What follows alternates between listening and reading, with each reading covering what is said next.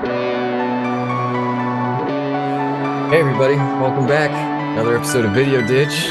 This time it's just Sam and Nick. Jake's afraid. He's hiding. We had a discussion about microtransactions. I said they're bad. He said they're good. We were supposed to talk about it today. Where is he? Nobody knows. He's miffed. He's in a rage. He was so I was in a rage and I said some unsavory things to some Kramer fans. Know where that goes.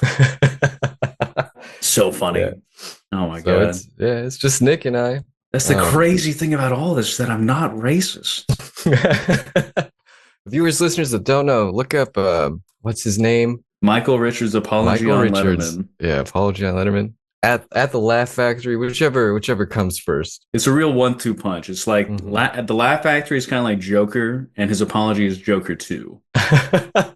You gotta be a cerebral comedy enjoyer to really appreciate the apology. But I think the test of time will prove that the sequel is greater than the original. I haven't seen Joker 2, but everyone hates it, so I assume it's a great film. I don't know about that one. Joker. I mean, I don't know if we've ever discussed that film on the pod. Did you watch it? Did you? No. In 2019? Oh, I watched the old one. Yeah, the old one. Yeah, it was fine. I don't think it was revolutionary or broke new ground. Yeah, I mean, from the creator of Old School comes. What if we killed rich people because we can't afford antidepressants? And I thought that's good. Okay, fair enough. Arthur Fleck, he's just misunderstood. He's literally me. Exactly. He's just like all of us out there. All of us gamers out there trying to make it in the world. Yeah. Gamer. That's what they should have called it. Yeah, they should have called it gamer. They should have just been playing video games. Murray, when I go on stage, could you call me gamer? Sure thing, gamer. Yeah.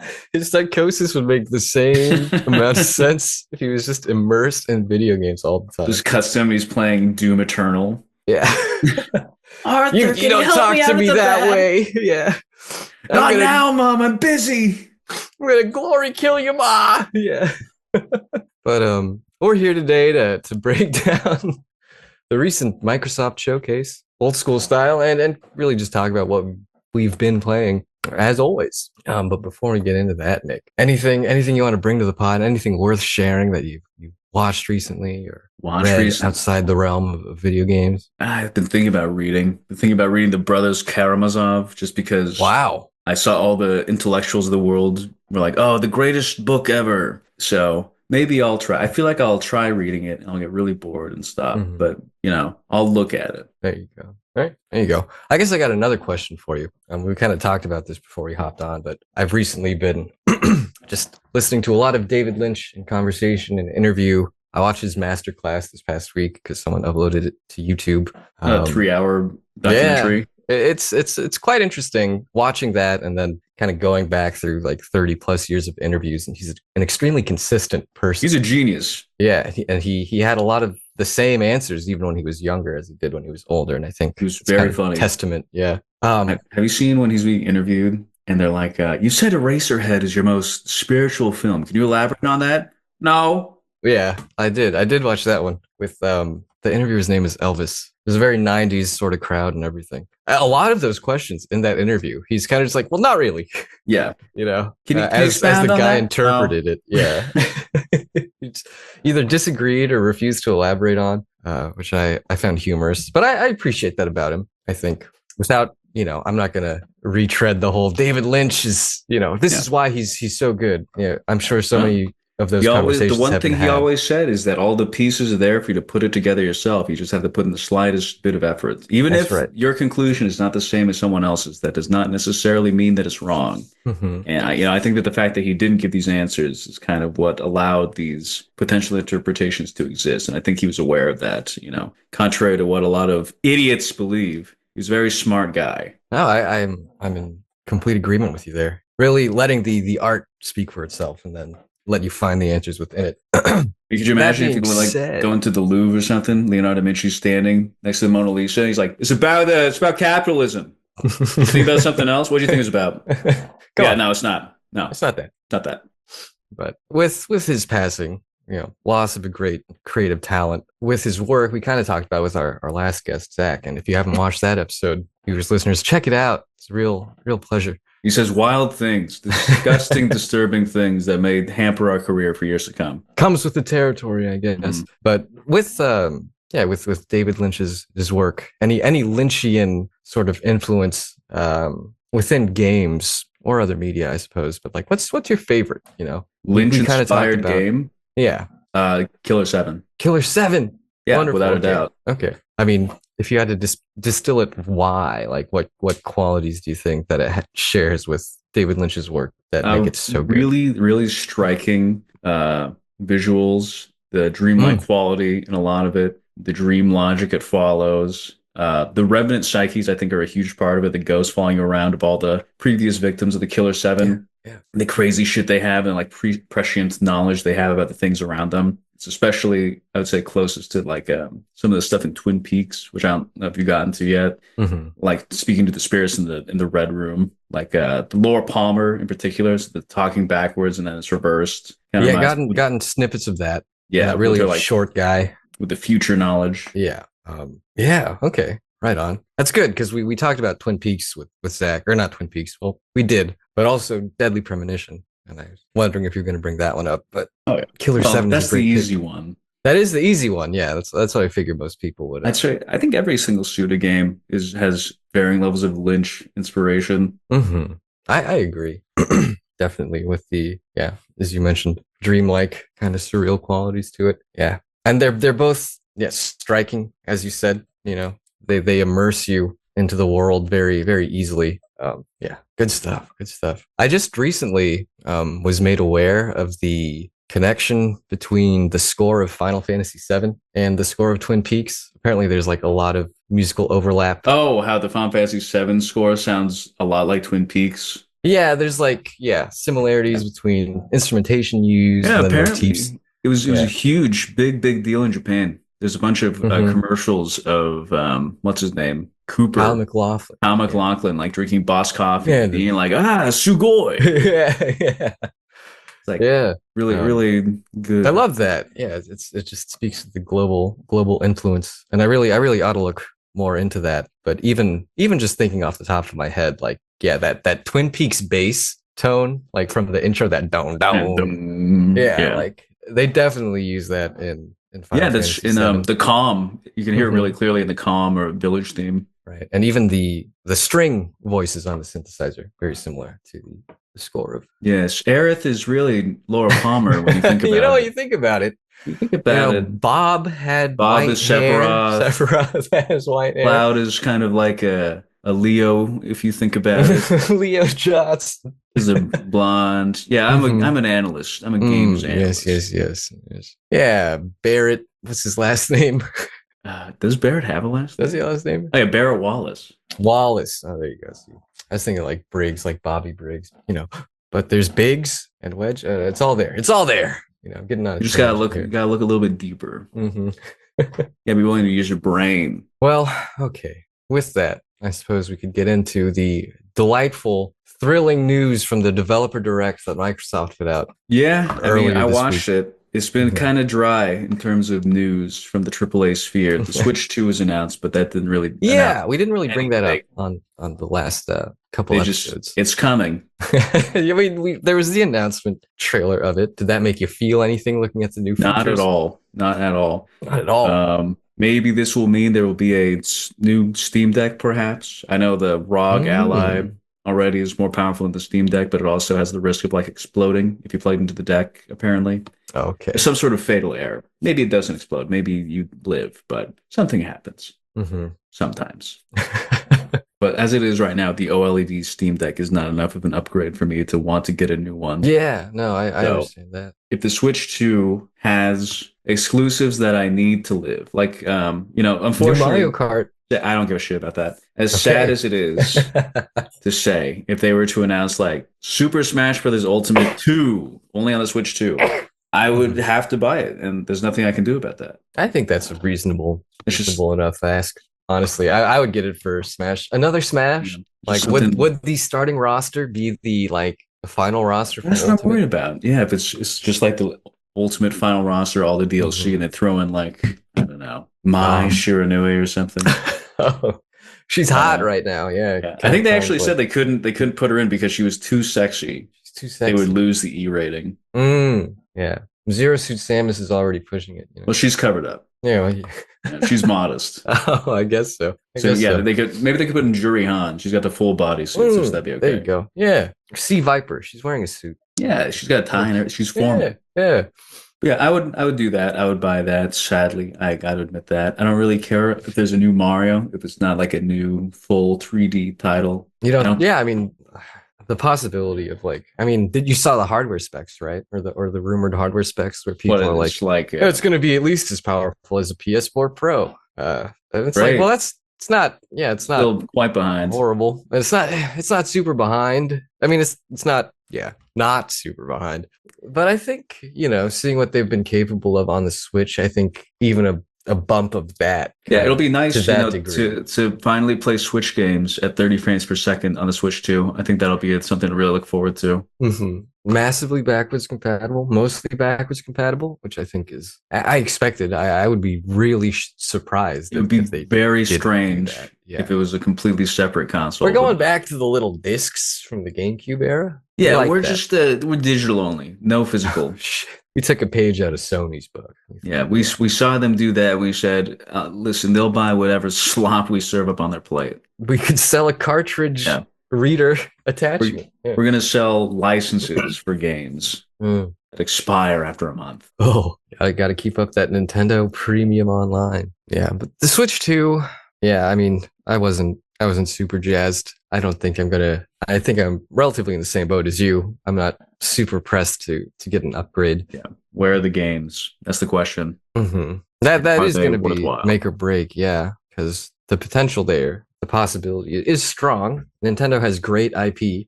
Yeah. The only ones that still have exclusives. So we'll see. Do you have any thoughts on the controversial DK redesign? Oh, how he looks like old NES kind of DK, yeah, like SNES. a deeper eye sockets. Yeah, he's ugly. He's uglier. He's certainly more brutish and broader. I'm just glad he's not the Seth Rogen DK from the movie. I would have really hated that if they made every character like movie Mario with their voice actors. That was like the new canon aesthetic. That'd be the worst possible scenario. That would be the worst if there was Chris Illumination Mario. Yeah, wahoo! Tied to it forever. Whoa! I got a star. You saw that one, Mushroom time. Like, huh? You saw that one, right? I think we must have talked about this on the pod. What, the Mario movie? Yeah. Oh yeah, of course. Yeah. It was all right. A little lacking.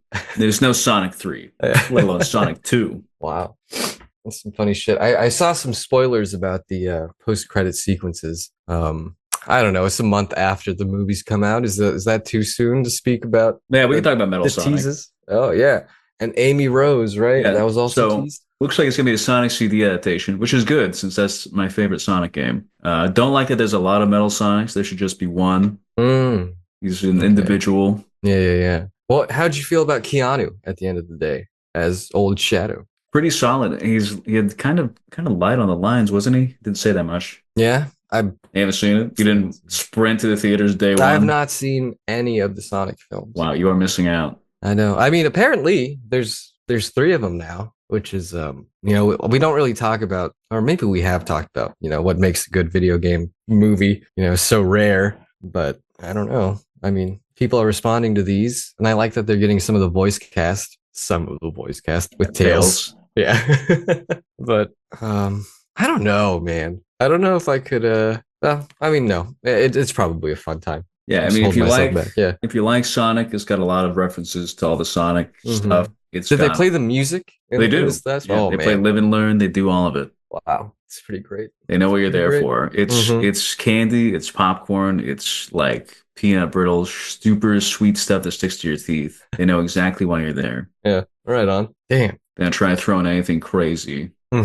After the first failed design of Sonic, they kind of realized, let's not hear from people are explicitly people actually like this shit. Yeah. There's a formula here too we could follow. Right on. Damn, how did we get there? I'm like, how did we get to Sonic? We were talking David Lynch. Sonic the Hedgehog. Natural it all flows together. We began talking about the developer direct. Have you ever played Sonic the Hedgehog? Craziest game I've ever played. It's like blue which you would think is slow. Because in China, red is fast. But he's the fast one, and the red one is the strong one. Making his unscrupulous David Lynch face. It's like the Maharishi says.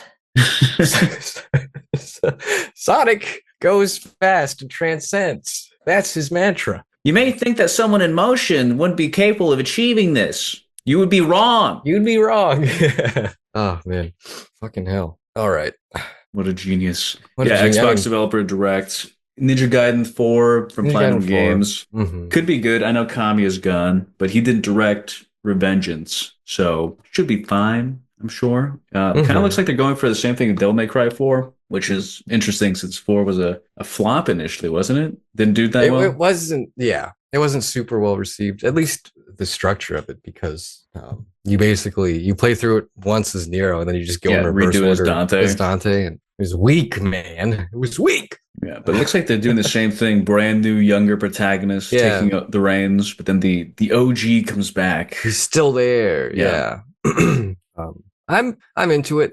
You know, personally, I didn't have a whole lot of experience with those games growing up. Like I played the first one on the original Xbox, but then on the 360 era, I never bothered with the. I just played Ninja Gaiden the others. I like how they kind of just dropped the remaster of Ninja Gaiden 2 though, like that same day. Unreal 5. I like that. Definitely a trend I don't mind seeing. Although $40, pretty steep asking price. Hey, it's a complete remake. Come on, man. In Unreal 5. Man, Fortnite is in Unreal 5 and it's free. It's true. But think about the real cost. Yeah. Think about what it really costs you. Your humanity. Your gaming will. Yeah. Your discerning taste. I haven't played in a long time. You're good. You're welcome. Yeah. Like when I'm pulling Neo out of the comm chamber in the Matrix. Yeah. Getting you to stop playing Fortnite. Welcome to the real world. Yeah. I vomit on the ground. Where's the V-Bucks? I need to spend my V-Bucks. Where's Travis Scott? Fucking A. Ninja Gaiden 3. I don't know if they dropped a release date. I'm confident in it though. People have been lamenting, I've seen online people lamenting the lack of like this kind of action, I guess. Yeah, they're like, oh, too many narrative driven, action games. That's really been one since DMC 5, I feel like. Unless you want to count God of War Ragnarok. And I don't think they do. I don't think people are considering. The new God of War is much more grounded over the shoulders, like up close and personal RE4 gameplay. It's not very complicated either. Hit them two, three times, dodge, roll away. It's really not. Forever. I was playing, like I mentioned on the last episode, I was playing Ragnarok. And I played through the whole Valhalla expansion, and the combat really, like you can do a lot. Like, don't get me wrong, and I like that there's a lot of room for expression, but it's definitely nothing like super complex. Yeah, or where you have to like memorize something particularly complicated or convoluted. It makes it easy and accessible to do the cool thing. I think that's like just modern game philosophy these days. Anyway. Yeah, I'm not really into it. I mean, that's why people are clamoring for this new one. Yeah, even look at Devil May Cry 4, Devil May Cry 5. The most exciting things people do are on a complete flat circular area in the bloody palace, knocking some guy in the air and torturing him for a year. Yeah, I agree. And then it was a short showcase. There were only 4 games shown. Yes. There was South of Midnight. South of Midnight could be good. I don't know. Doesn't really look like it's for me. It has kind of too much. It has a bit of a Ubisoft flavor to it. With gameplay wise, yeah, but like early, like Prince of Persia 1 or Assassin's Creed combat. I don't know. Maybe it's going to be the greatest game ever, but looking at it, I'll give it that. Yes, it has the jittery Spider-Verse animation that's so hot right now. Unless that was just the game lagging out. No. Which would have been really funny. The gothic sort of animated style. I'm sure people will compare it to like the work of Tim Burton or other sort of gothic animation a la Coraline or others. No, you can't really compare it to Tim Burton. It's a black lady. I know, because there's a Tim Burton saw that, he'd be like, this doesn't belong in my perfect world. That is funny. You bring that up. I wasn't going to mention that.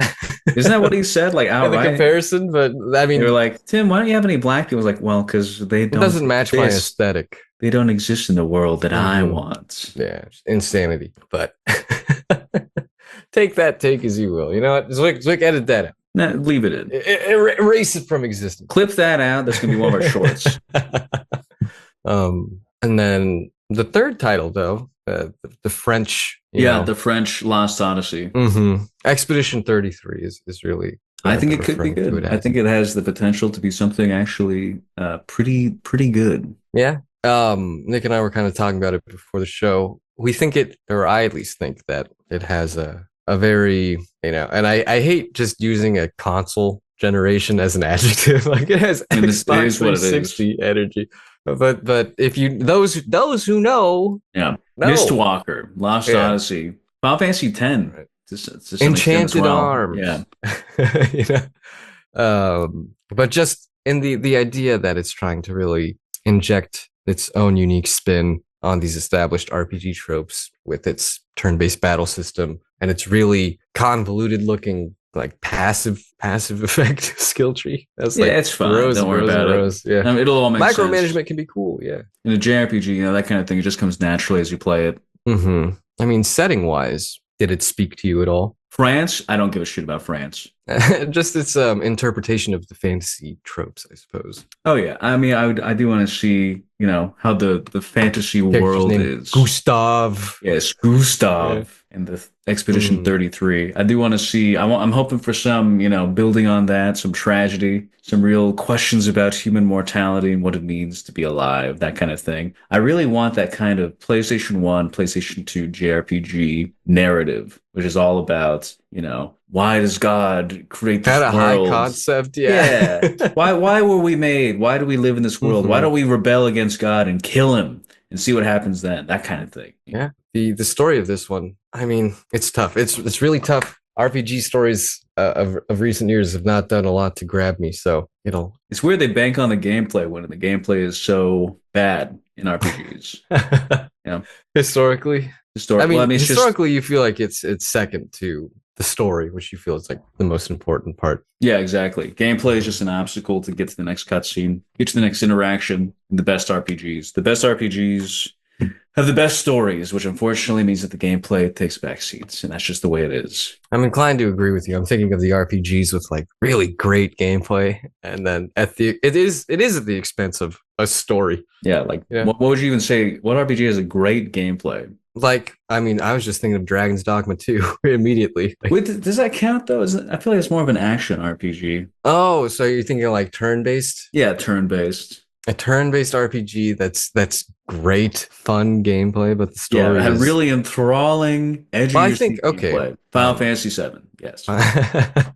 I'd say, and this game, I mean, you may disagree, but I remember playing The Resonance of Fate, and maybe it wasn't great, but it was certainly unique, like what it was doing with the combat and the way you would have to think and strategize throughout each battle. 360 one? It was 360 kind of steampunk aesthetic, clockwork aesthetic, but a lot of like fashion.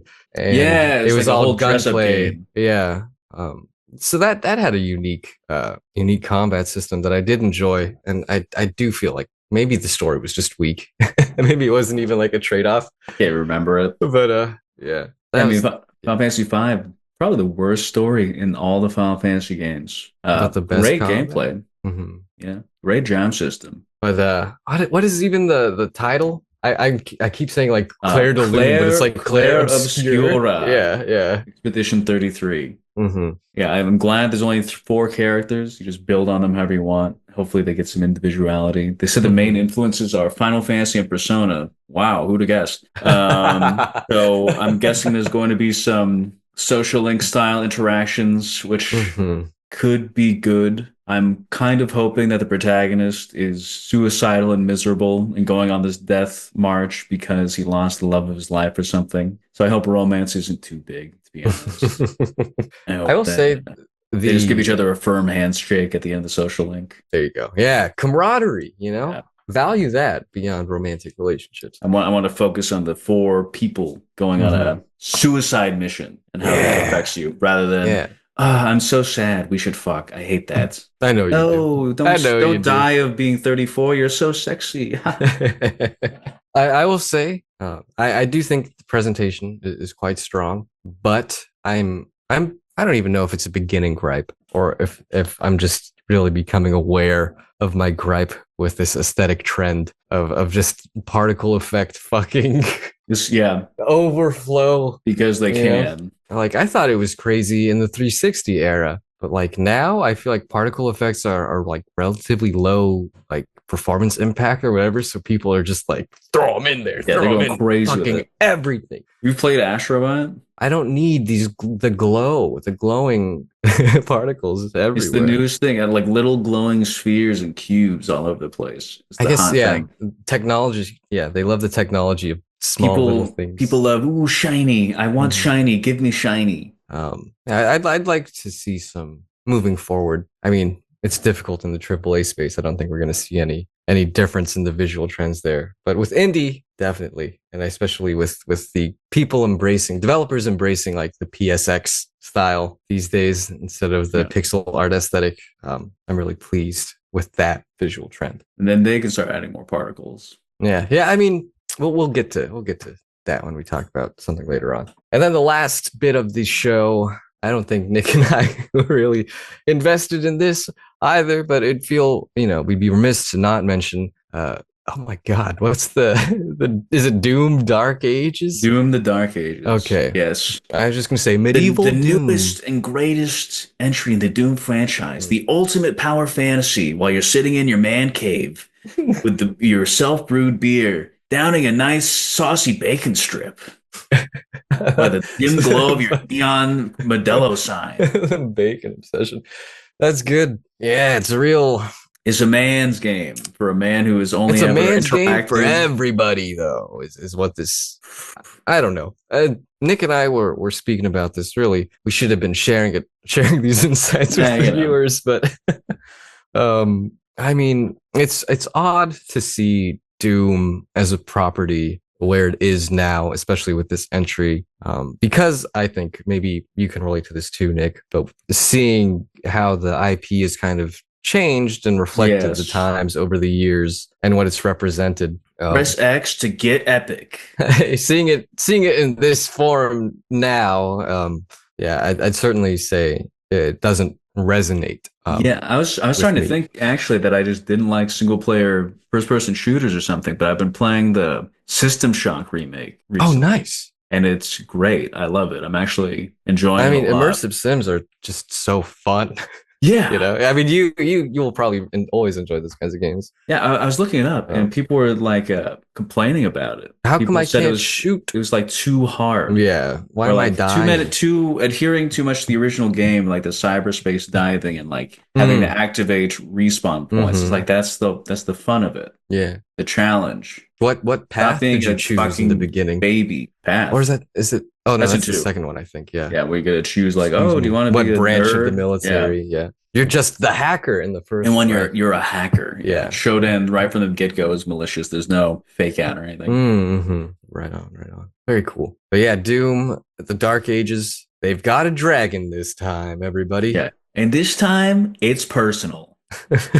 Hey, if you like those games, good for you. I don't know. Did they still hold the same appeal they did when Doom 2016 came out? I mean, from as far as I can tell, even greater of an appeal. Only more and more people are playing it. More and more people are excited for it. People really like the idea of the Doomslayer. People really like being able to make big, scary monsters bleed. Mm-hmm. People like, as I said in the trailer, the power fantasy of being this guy who can basically be the Hulk. He gets really freaking pissed off, and then he can tear Satan's nutsack off. People are really into that. It's like a lot of things, in a Petersonian sense, you could say that they're lashing out due to their lack of agency in the modern realm because they all feel so emasculated by woke. And so that's why they latch onto the Doomslayer. That's why they latch onto the Doomslayer. Yeah, it's like the male population of the Philippines and Manny Pacquiao.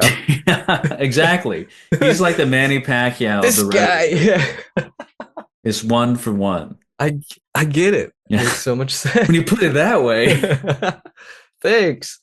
Thanks, Id. it's very strange too, because it's not id Software didn't make Prey, right? The 2017 Prey. No, that's Arcane. That was Arcane. It's the Dishonored people. Yeah. Which is another one. It's a completely different way to go about the first person shooter in this way. The single player focused first person shooter, because that's really fallen by the wayside. Pretty much every first person shooter is multiplayer first. Call of Duty multiplayer first. And the single player campaigns are it's an fucking asinine in Call of Duty. So when you're making these games, that is what to think about. That is the main thing. Is like how can we keep the player engaged? Do we increase the difficulty? Assume that they have a brain. Assume that if we give them a mini map, that they will look for the areas that look weird and search for interesting things, or do we assume they want gratification now? Give them a hecking keep big them moving gun. Forward. Yeah.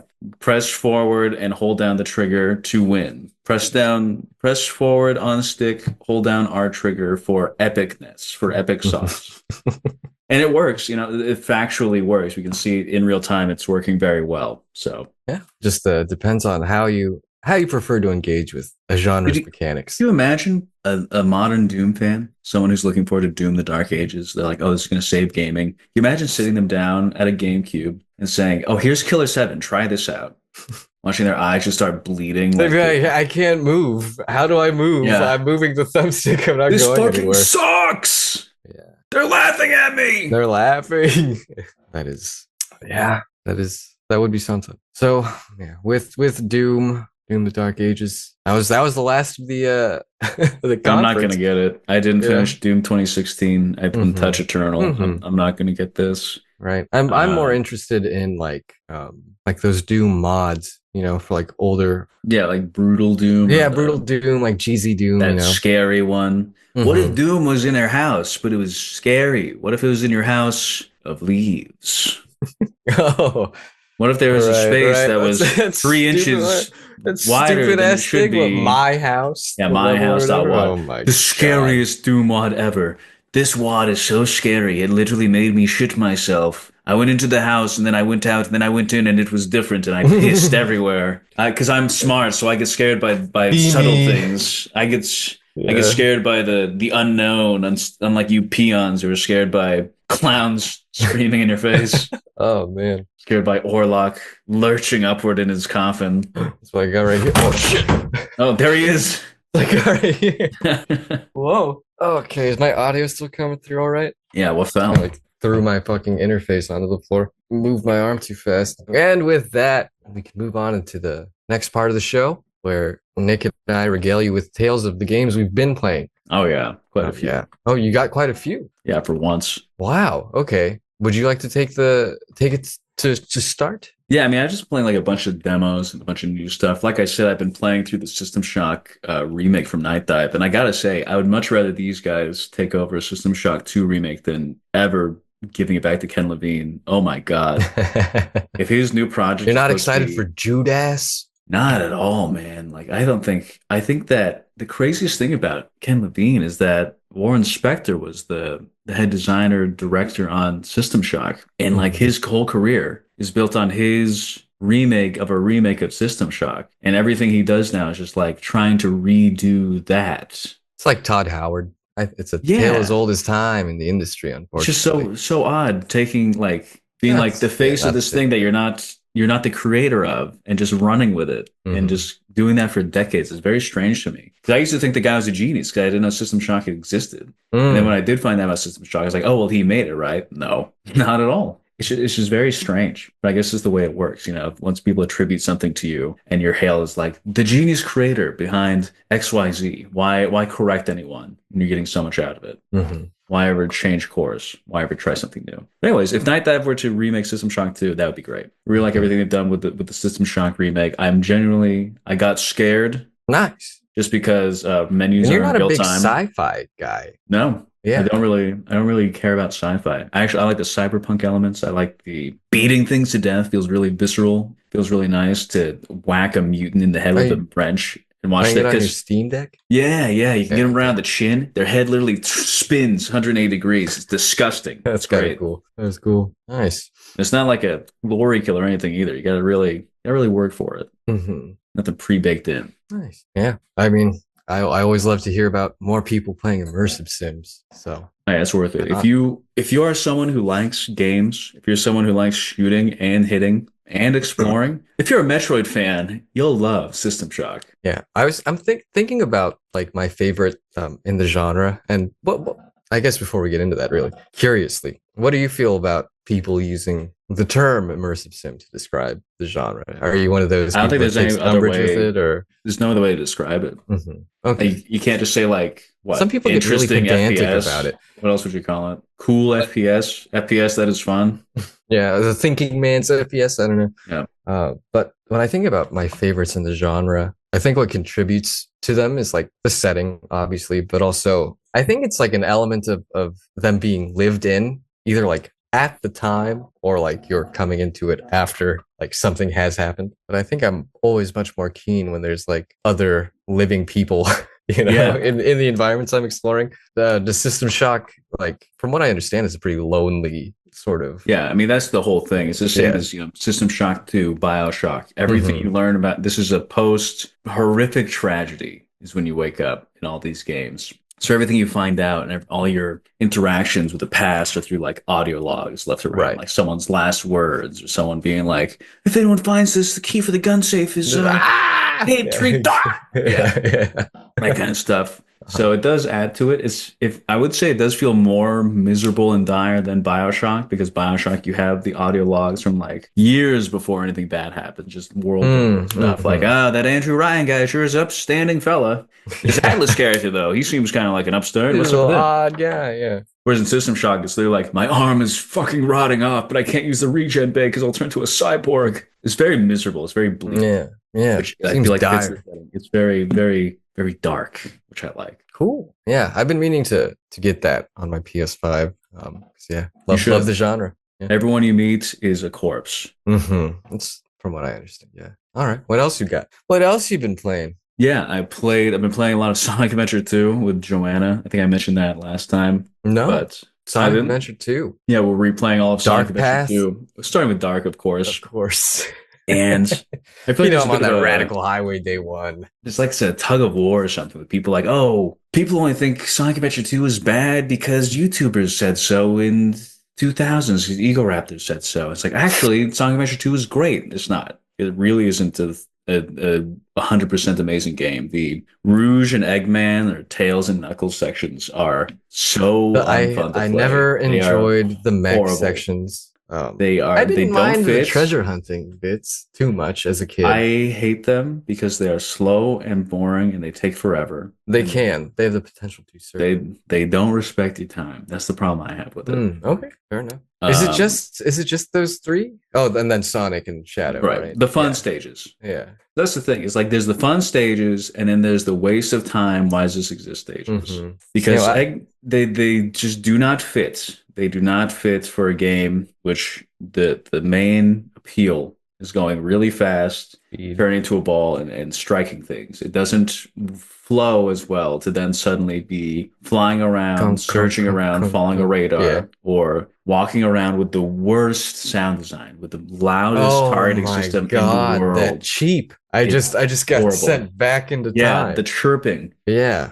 and Oh my it's like a God. broken smoke detector. It's Mhm. horrible. Wow. It's just not fun. Mm-hmm. Shadow stages are fun. Sonic stages are fun. Yeah, I remember those upgrades feeling real good in that game. Fuck yeah, and I can jump extra high. But there's a bit of an issue, maybe more in the shadow stages, where you're going really fast and you're having a great time, and then there's a like mandatory platforming section. Come to a complete dead stop and do precision platforming, which is to me not fun and not why I'm playing the game. But what do I know? I mean, I'm really just doing it to get her the animals and cylinders for the Chow chows. Garden. So that's the real game.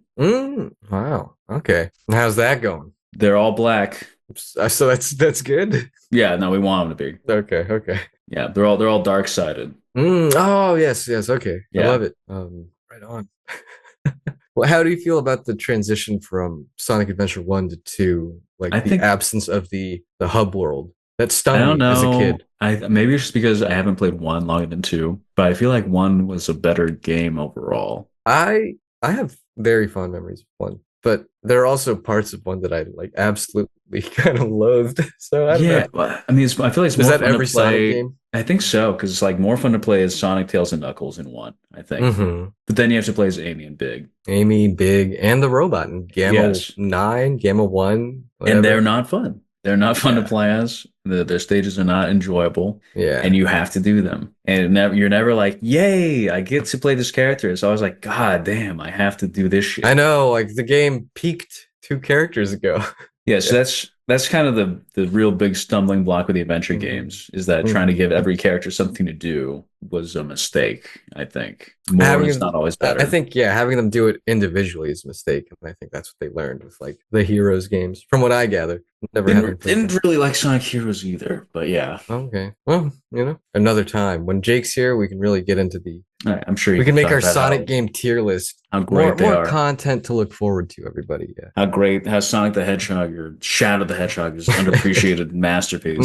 Okay. Yeah, Sonic Right Adventure on. 2. Radical Highway is good. The Forest stage is good. Cool. Cityscape Yeah. is good, Classic. obviously. Classic aesthetics. But with just knowing that when you see that color change in the stage select and you know you're gonna play as Eggman, it's just all the joy and mirth It and just drains lust out of for you. life gone Understood. instantly. Yeah. Yeah. Thanks for nothing, Rouge. Yeah. Yes. Aside of that, I've been getting back into Lost Judgment and Nice. I got UFO back into 50. Like a Dragon 8. Oh yeah, you So never I finished want it. I want to finish it before Majima Gaiden. Next month. Yeah. So You I'm gotta still in I think I'm in Yokohama as Kiryu right now. And yeah, you it's got it's another so hard to get back into those games after a lull, man. so much has happened. Holy shit. I'm like trying to recognize some of these crime family members, and I I just know. Like, uh okay, there's Danny Trejo and the other one. I was like, yeah, this guy kind of looks familiar, but Yeah, luckily in Lost Judgment, I'm still on like chapter 2 because I just got totally sidetracked doing missions and side quests. So yeah, when the school opens up, it could just divert you from the main yeah, quest it's great. for hours. I was like, oh, I just want to help out my club and then be a Yeah, coach. I was doing the drone races for a while. No idea what's going on in the story. Yeah, and apparently it's good. Apparently it's really good. Sure, I don't know. Yeah. Great side content. Mm-hmm. And then, yeah, UFO 50. I don't know. Just felt like playing that again. Yeah. Fun. Some of the games aren't, but there's 50 of them. So can't complain go. too much. And I started playing this game Knuckles Sandwich, which I forgot that I wanted Knuckles sandwich. a long time. Yeah, it's like kind of similar to Y2K in that it's an RPG with like a WarioWare themed battle system. Oh, like mini game. Yeah, micro games. What might I even say? And so far I'm liking it. I remember first playing the demo in like 2020 and it came out I think last year or late 2023 and it's got a lot of very interesting visual stuff going on. It's got a lot of stuff in general going on. I'm wondering if it's going to lead anywhere or if it's going to be a big disappointment. I'm hoping it'll be interesting throughout. I hope the gameplay stays interesting throughout. I can so see far, a lot of influences here. Yeah. Yeah, I'm getting into it. It also helps that the soundtrack is composed mostly by Nelward. So there's a big plus. Easy to listen to. Yeah, right on. Very good. Is that it from your neck of the woods? Yeah, that's it. Knuckles Sandwich is interesting so far. I'm only on chapter 3. A lot of dreaming, a lot of glitching, a lot of transitioning from the 2D. Do you avoid trying to liken it to Earthbound or Undertale? Yeah, I try not to think about it actively. Yeah. But I mean, they all are. Okay. You know, it's impossible not to make it indie RPG and have it not, if not have it inspired to compare it to. I don't think anyone could make an RPG without at least being aware, like, oh yeah, there's this old one on the SNES that also takes place in modern times where NPCs talk to you like people instead of just spouting I think there's certainly like aesthetics though. Like when you look at a character wearing glasses and Knuckles Sandwich, that's like total mother aesthetic. Yeah, exactly. I mean, it's not as a detriment at all. It's inescapable. It's the curse that we all suffer. All of us mother fans. Yeah, if it's in the consciousness. Whether you played the game or not. Okay. And so you said you've been playing this whole game. Not just the demo, right? Yeah, I've had the whole game. I've been sitting on it for years because I played the demo and I was like, wow, everything I like in a game, I gotta get it. Yeah. I forgot that it came out. This is very you coded. Yeah. I bought it. I played through the first chapter. I redid the whole demo chapter again. dropped it again, started playing it again yesterday. And I was like, oh yeah, this is so far everything I wanted. So Interesting. Well, I'm just we'll have to see how wondering it pans why out. I've never heard anything about it after release. Maybe it gets really bad That's what I'm after worried time. about. And Yeah. hey, well, Like, what if it just totally tanks? I Like mean, Act Two. there's something to be gained from experiencing a game tanking. Sure. Yeah. I think Yeah. David Lynch, to get back to the man, There we go. that he would just watch like complete dog shit garbage reality TV just to get a good grasp of every aspect of the creative world. The human condition. Yeah, just imagine him watching, Selling Sunset and be like, well, all right then. Interesting. Interesting.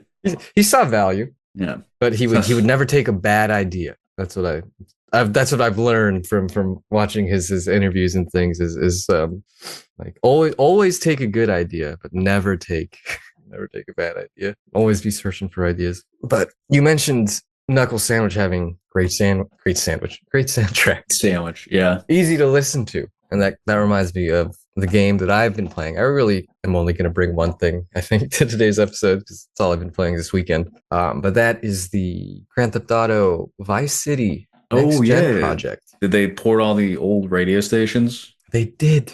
Thank God. They did. They don't even have it anymore in the remake collection, right? They got rid of the Michael Jackson songs. And Lionel Richie. So they restored those in this mod. And for those that don't know, the Vice City Next Gen project is developed by, I think, like 4 or 5 Russian modders, call themselves the Revolution Team.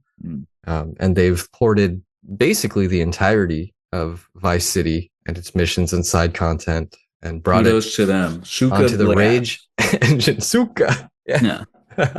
Definitely. And yesterday, actually, the 25th, we're recording on the 26th, but the 25th of January was the release. And I believe Rockstar or Take-Two is already trying their damnedest to take this off. But I think through some, and this is very, what's the word?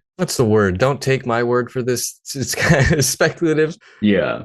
From what I've seen, but it may have something to do with, legality and the fact that they're in Russia and trying to file a suit internationally might not, be able to go through for one reason or the other. But if you're able to get your hands on this project, I highly recommend it. I have fond memories of playing Vice City. I played it, like most of the Grand Theft Autos, I sat down and really played them in high school. And I think kind of the interesting thing about growing up when we did is that like multiplayer, you can kiss a guy with CJ. Multiplayer, you can kiss a guy. But, we had access to like all of them, right? Basically simultaneously at the time, at least with the like last gen as it was of Grand Theft Auto. So it's like, well, do I really want to play Vice City when I could be playing fucking San Andreas, because I'm owning them at the same time. But definitely spent a good amount of time with it back then. Enjoyed it then. I bought the fucking remasters years ago when ugly, unplayable, garbage. When Rockstar put those out, and yeah, you're not wrong. They are ugly. I wouldn't say unplayable. I think it's pretty harsh. It's not completely off base. Are they worth the amount of money you paid for them? No. And I think they're horribly imbalanced because they're ports of the mobile versions of the game. So like the physics and the difficulty are just not quite right. And they completely bungled the art direction in all 3 of those games, I think. I don't think a single one of those remasters has character models that look acceptable, or caveman Tommy. Not worse. Yeah.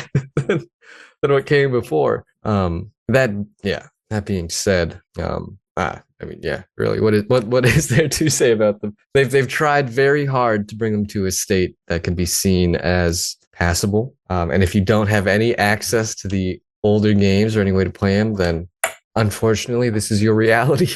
You're gonna have to live with those. But this project being, this kind of total conversion to a completely different engine, like if you're comparing remasters, like what Rockstar officially put out to this project done by 4 or 5 guys, what the fuck, you're being outdone, this multi-million-dollar company being outdone by some fans, because I think they understand with this project specifically, they understand like what made Vice City so good, like the aesthetics, right, and everything, the mood, the music, and the visuals there. But then porting it to the Rage engine is like it's a deliberate choice because not only are you capable of doing more than like what Renderware is capable of, but it just has so much personality as a game engine. It's very expressive, like the way characters move or the way physics objects, like I was driving around and I like, swung a corner and the floaty ass driving of Grand Theft Auto 4 that I really enjoy.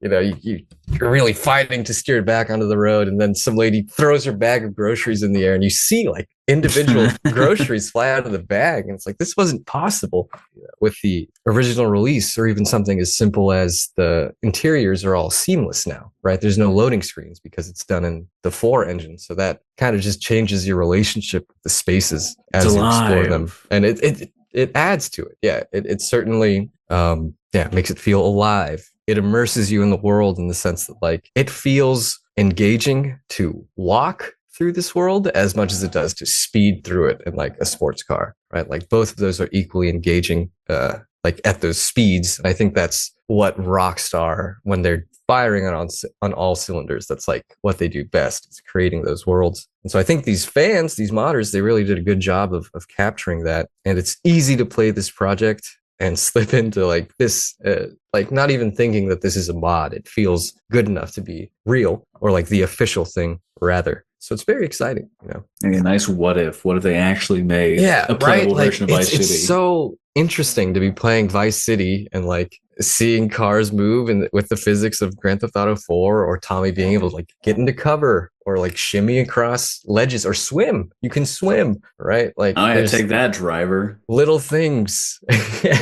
Little things. And I think especially because Grand Theft Auto 6 is set to come out this year, and if it is taking place in Vice City again, it'll be interesting to see the contrast of the setting. I'm sure it'll be an amazing narrative fit for Hollywood screens that will inspire and captivate audiences for years to come. Okay, we could talk about the story though, because that's also like the tone of that generation of Grand Theft Auto games is so different. Yeah, Grand Theft Auto 5, and I'm not gonna say that the story of Grand Theft Auto 5 is bad, because I think there's some really strong performances in there. But it just, like, looking back on it now and having played, so many hours of Vice City again, revisiting it, Grand Theft Auto 5, kind of like Doom, the Dark Ages, it becomes this sanitized version of itself almost. Yeah. When it gets so big and it has to reach this demographic, right? And like there are shades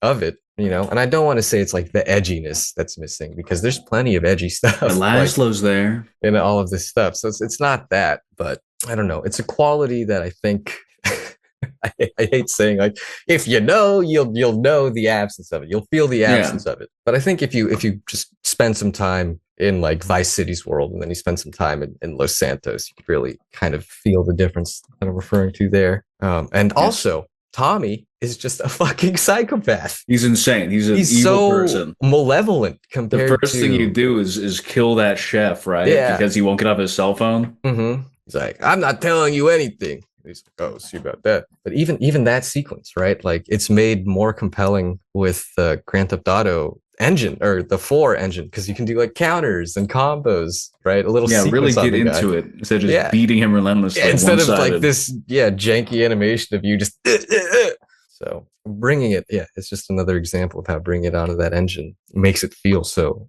unique and novel. But Tommy is an evil guy. He's a bit of a bad guy.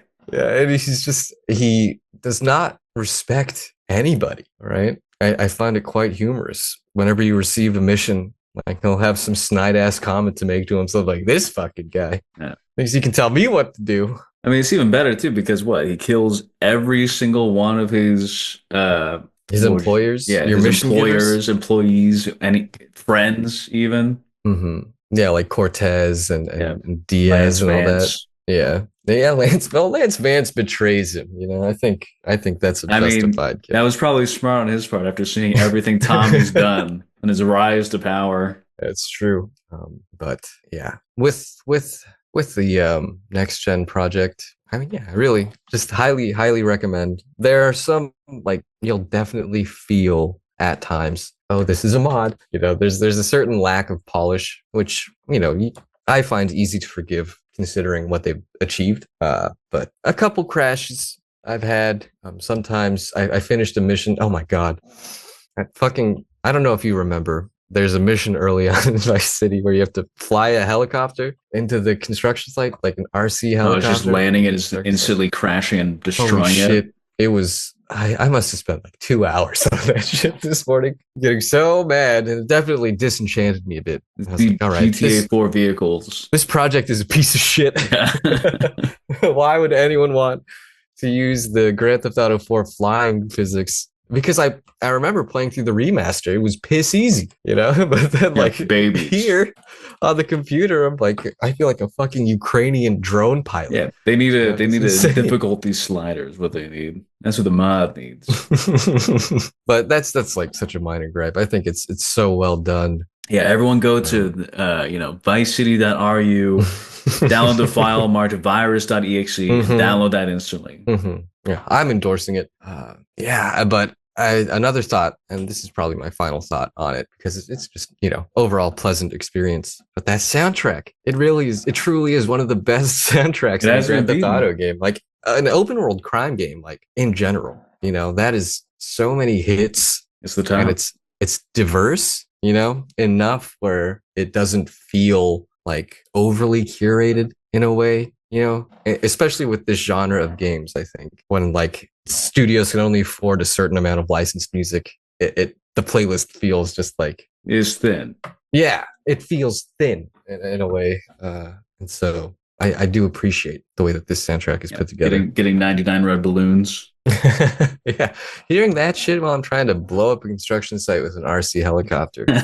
What a vibe! And I think final thought, just getting older. And I think this year it's just hitting me in a way because turning 30 and it's just making me existential in ways. But you think about the way your like understanding of pop culture has matured or developed over the years, and you can appreciate things in a new way because you're aware of their inspirations. That's kind of how I'm feeling with Vice City and kind of Grand Theft Auto and like the films and work of Michael Mann. It's like, okay. Like having seen some Miami Vice, I'm like, man, this is so Miami Vice. It's awesome. This movie's just like Grand Theft Auto. Yeah. So yeah, if you get the opportunity, check that out. I'm gonna, you know what? Maybe I was gonna say something that would legally implicate me in something. We're gonna link this in the description. Never mind. I think that's it, Nikki. I think that brings us to the end of today's episode. We've talked about it all. Yeah. The majesty of Xbox. Hey, it's cool to see them trying new things, I'd say. At least, the South of Midnight, Expedition 33, they feel new. It is interesting or strange, whatever you want to call it, that they have a direct when it's all games. I think that will be on Steam. But that's the trade-off they made when they said everything's an Xbox.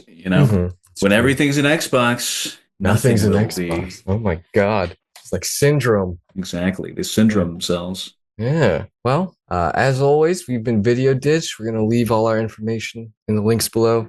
Oh, teaser. Oh, our next guest coming up. I've squared this away, and he agreed, so he can't back out of it. We're gonna have Toonie as his online username, I believe. He's one of the creative forces behind hot indie game Rollers in the Outskirts, which I would strongly recommend everyone watching play the demo of now. Right now. If you're a Pico School fan and you always thought to yourself, where's Pico School 2? This is as close as you're ever gonna get. That's a good sell. For those that know, they'll enjoy. If you know. And if you don't know, just play it anyways. When have I ever steered you wrong? My taste is impeccable and my choices are always correct. Yes. Yeah. And until next time, keep on gaming in the free world. Wish you all the best. Okay, bye.